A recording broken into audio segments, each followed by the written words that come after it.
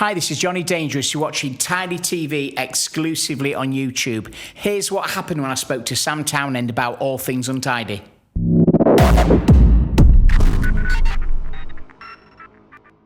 So Sam, thank you very much for taking time out of your hectic schedule. I know you're a kingpin in a massive empire that's ever growing.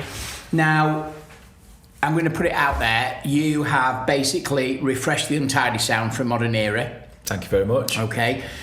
With a new sound that is appealing to a new audience. Okay. Was it a risky thing to do? Because you've got an established sound with Untidy.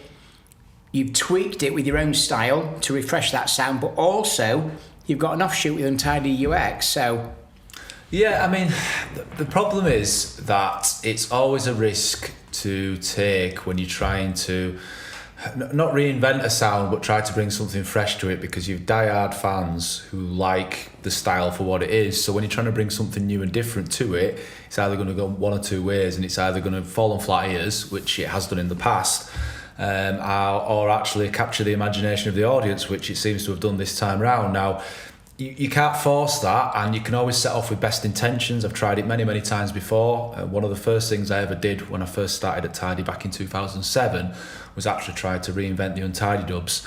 It didn't quite work that time. We didn't quite hit the nail on the head. The intention was there, but I don't think we had it wasn't the right time, and I don't think we had quite the right view on it.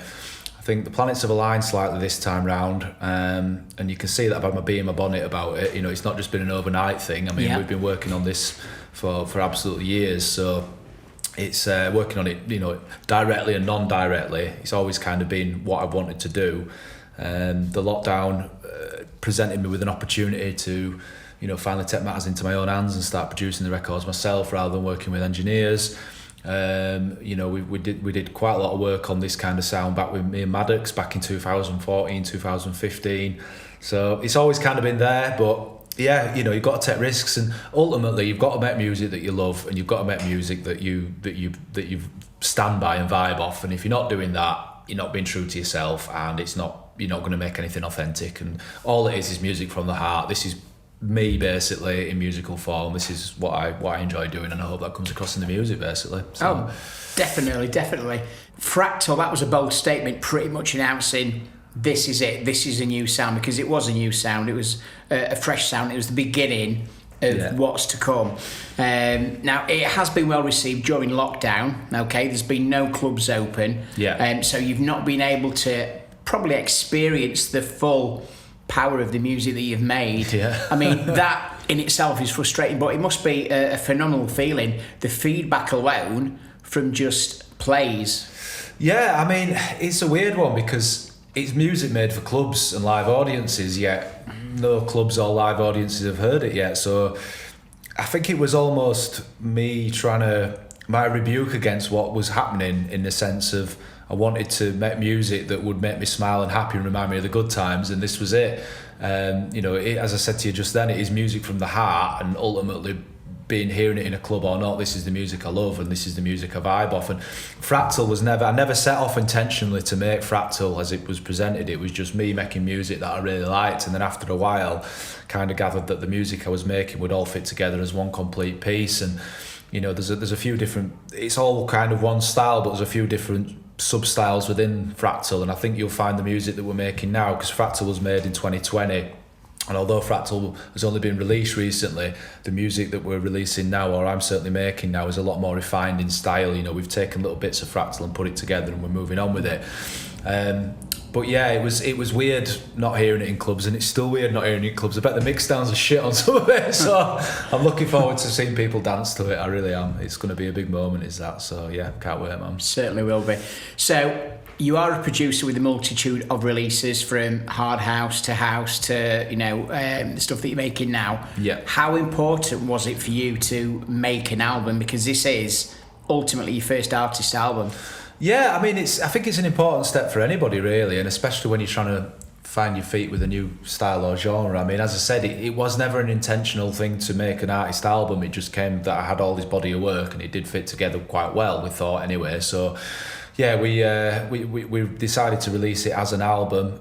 For me, it was almost a line in the sand, and it was, as you said, the opening statement, it was kind of my statement of this is what I'm doing, this is what I'm here, you're either with me or you're not. And I'm just glad that people have been receptive to it, really, and I thank everybody for listening. It's very much appreciated. So you followed up Fractal with the first Untidy mixed album, which was Basic. So you created it, you mixed it. Again, you've received some, huge support for it. Why do you think Untidy and the new Untidy UX sound are being so well received, not just in the UK, but globally as well? Again, it goes back to the just being the right time, right place. I think there was there's a natural progression of music that it does tend to get harder at some point, and I feel that the tech house thing's probably got to its natural end and people are looking for the next sound to get on. Hard house has obviously always been around, and it's not particularly one of the genres or one of the main genres that's almost had its second wind. There's a lot of energy in hard house, and I think people's appetite for energetic music that's just a bit of fun is there at the moment, especially after what's happened with the pandemic. There's been a recent kind of period of music where people have just wanted to be too cool for school, and just stood there mooching around and not really much energy, whereas now I think people just want to go out and party and have a good time, and there's no better music for it than the music that we're producing. It's not that far away from house and tech house, however it's still a different thing because it's got different energy and sound to it, so we kind of catering. It's harder house of today, basically. That's what it is. We're catering for that upbeat tempo music that's got that feeling, that feel good hedonistic vibe to it, but it's not that real far end 140 to 150 BPM that almost scares people off. That sounds like hardcore to a lot of people, and you got to go back to when hard house first came around, and it was an adaptation of house music that was harder, and house music back in the day was a faster BPM naturally, so that obviously the BPM of hard house would have been faster then. We're just doing exactly the same thing but making it contemporary and basing it around modern music. So it's early days, there's a lot going on. It's just nice to receive support for something that you're putting out there creatively. There's no better feeling for it. It's better than any monetary gain that you can get. So yeah, just enjoying the vibe at the moment, mate. Okay. The most important thing for me with Basics and listening to it is that it's all fresh new music. Okay. How important do you think this new talent is for the evolution of the label and the scene as well? It's everything. It's literally everything. I think problem with hard house is it's been stuck in a rut for a very long time, and the term hard house has just been associated with a lot of people just stuck on yesteryear and not moving things forward, using the same sounds, the same ideas, the same samples, the same acts, the same lineups, the same events. It's all just been the same thing regurgitated, and you can't fault people for that because people think if it ain't broke, don't fix it, but it obviously broke and nobody fixed it. And now is the time to rejuvenate this music genre that we all love so much and we're very, very passionate about. And it's only going to start with the new talent and new people and bringing fresh impetus into the scene. And it's these kids who've got the new ideas and the new talent, the new vision to bring things forward. So we will do all we can here at Untidy to support that new talent and to nurture it. And for me, it's the essential piece in all of this to look at things with a fresh view. And of course, there will always be a place for the legends in the scene and people who've done stuff. But for me, it really is all about the new talent. And I personally ask any producer who's watching this, who's looking at getting into it, please just send us your music. It doesn't matter if the production's not quite there yet. We're looking for ideas and we're looking for people who've got that we can tell if you've got that talent and that vision to be producing music for us. So don't worry about the production, we can sort that. Send us your music. Production is important and we will never let anything be released without it, but it's important that you send us your music and we can help guide you and build you up. So that's my message to everybody, basically. Okay, it must be a fantastic feeling to finally discover like-minded producers that are creating a sound that's similar to yours. Oh, but it's humbling because I know that there's a few people who've been in touch with me and said they've been inspired by what I've been doing, and I took, as he said earlier, I did take a bit of a chance doing this, and it was either going to go down like a shit sandwich or be taken up by people. So for me to... Luckily the latter, yeah. Well, it would seem that way anyway. Yeah. So, I just... There's nothing more inspiring for me than being a part of a group of people who are all on the same page and we're all making music that we all love. and that's where it stops and starts really. It's make music that you love, make music that you're passionate about and you believe in, and the rest will follow, as they say. But yeah, I mean, it's a really good feeling, and there's more to come as well, and we're getting sent much more music every day. There's so much music coming into the inbox, and I'm not stupid. I know that's because people have got time to make the music at the moment. You know, you take away the going out and the social but the fact is that there are people who want to make this music, and for me that's the biggest thing. So yeah, it's a good feeling, man. So touching on that, and I know you've said it before and Amo said it before, you could release a track every day pretty much with the amount of music you're getting sent in. How frustrating or you know, it would be so easy for you to do that and just flood the market with the music whilst it's fresh, but obviously you're not doing that. But you know, why would you not want to do that if there's an opportunity to do that? Well, it's a weird one because we've taken almost the Untidy release schedule and we run it separately to Tidy and Tidy 2 now, and there's a lot of labels who have weekly release schedules now because the way that music's consumed these days, it's a lot more disposable and it's almost like a conveyor belt. Well, it's not almost like it is. Yeah, it music is. Comes in and music gets off, music comes in and music goes off. Yeah. And there is a commercial reason to do that because you earn more money because you've got more catalogue online. But then we kind of want the records to breathe a little bit more and we want to shout about them over a bit longer period so the artists get the recognition they deserve and the music gets heard. That is harder in the digital space because once you shouted about a record a few times, it can fall on deaf ears. People see the same link, the same image get posted time and time again. You know, I do it, you do it, everybody does it. You just switch off. So there is a case to have a more stacked release schedule, but I do think that a fortnightly release schedule like what we're doing is the optimal pace at which we want to travel at the moment. Sure. It keeps the momentum of the label, but continues to give the tracks the space that they deserve. And I mean, we're booked up now to probably August, September time with the releases, and we know we're getting stuff sent in all the time. We signed Feel last week, and you know it's just good. It's to hear this amount of music coming through that's all of this similar ilk, this kind of 130 to 132, even 135 in the extreme cases of chunking, funking, harder house music. It's brilliant, man. So let's talk Untidy Radio now. That is a big show. You know, it was dropped on us, the Untidy Radio show. It was a brilliant concept. It was obviously there to promote the Untidy releases. However, I feel it's stepped up a gear. It's now a syndicated show, so it's syndicated not only online but also on radio stations globally, not just in the UK. I know Beat 106 in Scotland have got it in their schedule, and I think there's somewhere in Russia that plays it weekly. So what kind of feedback are you getting from these different parts of the world? Because the music that features on it, like you say, it is the tougher edge of house. However, it's completely different to what they're probably used to, with the exception of Scotland maybe, to musically within their scene. Yeah, I mean, it's so Untidy Radio again. I started it in the first lockdown because I felt a little bit guilty as an artist that I wasn't really having much output. I just locked myself away in the studio and I was making music and nobody was really hearing it. So behind the scenes I was really busy, but I wasn't really doing anything to help people entertained. And ultimately your job as an artist and a DJ is to entertain people. And I felt like I wanted to give some people something just to listen to and help get them through the lockdowns. And I didn't want to do the live stream things. I don't particularly like it. I don't like watching them. I don't like doing them. It's just been done and dusted, and I just find it's a bit try-hard. And it's no disrespect to anybody who's doing it, and I totally get it. But for me, that wasn't the medium that I wanted to put across my music. So I thought I'd do the radio show. Now we just started doing it. I've done an Untidy radio show in the past with Maddox, so it's familiar territory for me. We started just doing it and putting it out through the Tidy channels. Started getting good feedback. And I thought, right, well, let's just see where this goes. The wind's in our sails with the Untidy thing anyway.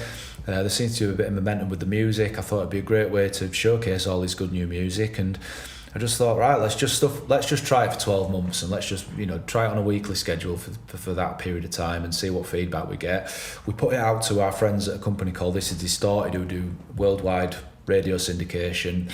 They took it, they put it out there, they started getting some feedback that some stations would take it. We got picked up in Spain, Australia, Brazil, Puerto Rico, Colombia, Ireland, Scotland, as you mentioned. Germany's got it. There's a few other places as well. I do apologise, I've forgotten the names of the territories, but I think it's now got a weekly listenership of something like 400,000 people, which is absolutely mental, to be honest with you. And I'm not daft. I know that those 400,000 people are like split down across many, many different ways, and it's not 400,000 people avidly listening in, but the main point here is it's getting out across the world, and we're starting to build something. And on social media I get people adding me from around the world, and it's not a flurry of people. Again, I'm not just going to sit here blowing bullshit, blowing hot air, but the fact is it's slowly you get there, and we're starting to make a bit of a dent now, I feel. So I'm really happy with how Untidy Radio's going, and I'm looking forward to the future of it. Really, we've got some plans to get it onto the streaming stores moving forward, such as Spotify and Amazon. We've got some other big guests lined up, so it's all good, man. So looking at Untidy, and probably more so UX, I feel it's now a key player within the music scene in such a relatively short space of time. I think you've had 2 UX releases. I've heard some of the other releases that are coming out.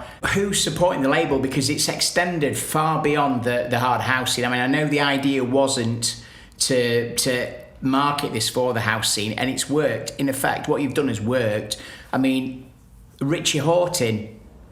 Well, what is going on? Richie Hawtin downloads everything, though. It's a running joke between a few people in the industry that every single promo you ever send out, there's a feedback saying downloaded for our Hawtin. He must have the biggest hard drive in the world ever. Must have. So, Richie Hawtin aside, there has been some people who you never expect supporting the stuff. We've had Danny Howard playing some of the Untidy UX remixes, and he's looking like he's going to get behind some of the original stuff on Untidy in the coming weeks. We've had interest from a lot of people who want to remix the catalogue. We've got a Sam Divine remix coming out of Lisa Lash's Looking Good. It's a brilliant remix. Yeah, it's a really good remix. We've got Denny, who's done a remix of John Bishop's Stalker. We've got Matt Smallwood, label manager at Tool Room. But then we've got other people wanting to get involved in the label as well. We're sending out the promos. We're getting a lot more support across the board on them. Mm-hmm. It's gone from us just sending out a few personal emails and getting maybe this is all right for me, to people actually getting in touch with us and wanting to hear the music. And I think that the key is going to be when the clubs reopen with this stuff, because ultimately it is club music, and it's been quite hard to almost get people's attention with club-based music in today's world because of the way it's been. And any major label owner will tell you it's been all about radio edits and stuff that people listen to on the radio or at home, whereas we've just been flying full force with club music. But I think it's going to pay off with a bit of luck. Are you prepared for the gear shift up? Because it's inevitable. It's going to happen when the club's open. If you are getting this kind of success off plays, then surely it's going to rock it when the club's actually open. You'd like to think so, mate. I mean, we're just going to carry on doing what we do, really. We've got a great team here. We've got some great resource, some great experience, and when the time is right, we'll just go for it. And I think the main thing is we've got to remember, we've just got to not lose sight of just do what we love. And if we do what we love and we stand behind it and we're firmly, believe in what we're doing, then the rest will follow. I'm a firm believer in that, and that's what I want to stand by. And I think the day that we stop loving it will be the day that it stops and the scene goes. But I think we still got that passion for it, and that comes across in the music. That's the main thing, man. So okay. Now, along with Ben Keane, who many know as BK, you are Tough London. Okay. Now, you recently had the opportunity to work with one of the gods. I'm quite happy to say one of the gods of house music, the legendary Todd Terry. Yeah. Now, you're in a studio with him working on a track. That must have completely blown your mind. Well, yeah, I mean, it was a bit weird. It was kind of... Because we asked if he wanted to do the collab. He said yeah. We did a lot of work online, and then we went down into the studios in London because he was over on tour. So we went down into the studios in London with him. And did the final touches to the track there, and he was just a sound guy, he's just dead cool. It was a little bit overwhelming in places because you keep having to remind yourself that you're with Todd Terry here, and you don't keep having to remind yourself, you keep reminding yourself in your head that you're with Todd Terry, and then you're like, hang on, he's just a dude, just shut up, stop overplaying it. But then we went to off the back of that, we invited us to go play for him at his night at ADE in Amsterdam, and there was DJ Sneak, Felix the House Cat, Todd Terry, all these big old... It was a great photo. Yeah, all these good big old like New York DJs, legends of the house scene, and we were playing last set, and the club was rammed. We didn't expect it to be that busy, and we got behind the decks and like, Jesus Christ, what we're going to start off with here to get the attention. We actually started off with an hard house track called Jas Van Houten, Give Me Power, which I'm sure a lot of you know about. Vinyl Inside. Yeah, Vinyl Inside, and there's just been a recent remix of that released on Tool Room, so it was a little bit chunkier. And we started off with that, and the place just went woof. Wow. I remember I was queuing the record up, and I was just praying that it wasn't going to clear the floor, because in the DJ box with us, there was DJ Sneak, Todd Terry, Felix the House Cat, and a couple of other guys, and put it on, and I just remember the build-up going mental, and then turning around, and everybody was just giving me that look of like, yeah, you rock this. That was a good standout moment. So yeah, it was good to work with him, and obviously a bit of a lifetime goal, because I've been a big fan of his music for many years. And we've actually got another track coming out with him. We've been working with him again over lockdown, virtually obviously, and he's just been signed to his label in-house, so that's going to be coming out. It's a lot houseier than the psychodrama track we did, but that's going to be coming out in the next few months, I believe. So yeah, all good, man. Perfect.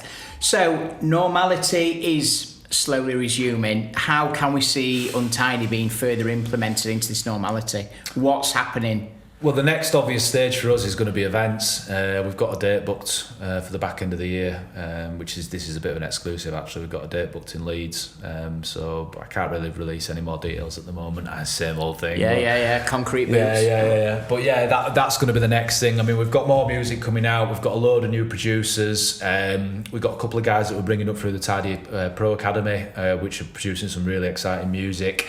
We signed a few new people. We've got some legends of the scene whose music we've just signed. Wow. So we've got a really solid release schedule now to the back end of the year. Well, I say back end of the year. And probably. Beyond. Well, yeah, to be honest with you, the amount of music that we're getting sent in, just in my inbox this morning, there's been some more music sent over. And then, moving into the live event space with it. Really excited about that. It's not going to be about the DJ lineup. The DJs are all going to have extended sets. It's going to be 90 minutes to 2 hour sets. It's going to be about the event and the party and the vibe, rather than the expensive headliner from bloody Czechoslovakia or wherever. It's not about that, man. I want to get back to that art of DJing, people going listening to the music, but you're going to come for a good time. So that's going to be the next step. And then obviously Untidy Radio is going to continue. More basics albums. We're going to be working on the second one soon. And just an exciting time, really. See where the road takes us, really, mate. On the back of that, would you be keen to see something like an Untidy Weekender where it is solely house music, the tougher side of house, the soulful side of house, Yeah, I mean that'd be amazing, wouldn't it? If we could get to that point one day. The problem's always going to be when you try and convince the house lot to come to a harder house event, and that's the trick with that. And I don't think you can particularly. That might not be possible, but I do think that there's a thirst for the tougher house and harder house. And for me, I think it's all about creating, bringing back that original vibe of hard house, where you come in for a party and you come into for your weekly dose of hedonism. Yeah, it's cool music with a good vibe, and it's good party music. So a weekender, who knows where this road's going to take us, but luck would have caused more work for you. Yeah, exactly. So finally then, as a producer, label owner, promoter, what are you going to do to ensure that Untidy has a long lifespan? I know I keep banging on about it. I must have mentioned it 5 times. Enjoy what we're doing. If it's, as long as we're enjoying it and I'm buzzing off it and the people around me are buzzing off it and the team are buzzing off it, and I think we're onto a good thing. I think the day that we stop enjoying it will be the day that we have to step back from it. And I firmly believe that. I think that we've always got to continue to be innovative. Look forward rather than back. But however, still look back at taking inspiration from that era, because the 90s and the early hard house days was the best genre. When it was first come about, that was to me the most innovative time of music making. And if you can go back and take some of that innovation but bring it forward to contemporary ideas with contemporary production, then I think it's an exciting thing. And just being true to what we do, really. Not try to follow the herd, trying to make music that people appreciate and like, but at the same time not trying to just fall into formulaic crap, really. And which is easy to do, I guess. It's very easy to do, and I'm so glad for the team around here, because Amo will always pull us back from the A&R process here at Untidy is me, Lee Aslam, and Amo, and me and Lee might like a track, but Amo says no, and vice versa, and other combinations of people not liking it and liking it. But ultimately, Amo's been there, done it, got the t-shirt, and he's got a lot of experience in A&R, and I've learned a lot from him and learned a lot from Lee Haslam as well. And I've got the vision and the direction of where I want to take it, but at the same time, it's a team effort. And I think that as long as we've got that kind of, no, this is an Untidy record. It needs these elements. It needs to be like this. Which is big strong kick drum, big audible bass line, some kind of a distinct hook element, and a catchy vocal or a lead, and then the rest follows really. So yeah, we're just going to enjoy ourselves, Johnny. Well, I've been around the block a few times, and I'm a big fan of Thank you. The new sound. You've done a fantastic job, Sam. Thanks, mate. I appreciate that. And I think it's the lifeline that the hard house scene has needed, although it is taking in a new audience. You've got the hard house fans now that are in the 40 to 50s. They probably don't have the stamina, the majority of them, to go full pelt into hard house. So this is probably a lifeline to them. But yeah, I can't fault it enough. The music I've heard, the new music I heard over the weekend, brilliant. Oh, and thanks, if it mate. continues that way, then it's going to be up there. Well, I mean, mate, you haven't even. I mean this with the greatest respect. You haven't even heard the good stuff. There's some awesome music lined up for release that I'm super excited about, and we're starting to get a couple of other tracks signed to other labels now. To help spread out the sound. Just had a track signed to Ways and Odyssey Street Trax, which is basically an Untidy record. I've got a bit of an interest for some other labels potentially. So. It's just about, again, just going with the vibe, man, and going with the flow, and just putting it out there and seeing who gets on board and seeing who likes it. So yeah, it's all good. But I really appreciate your kind words, mate. Thank you. Anytime. Sam, thank you very much for your time. Mate. It's been great talking to you. Hopefully we'll do it again soon. Yeah, hopefully, mate. All good. Brilliant. Cheers, Johnny. Thank you. Mate.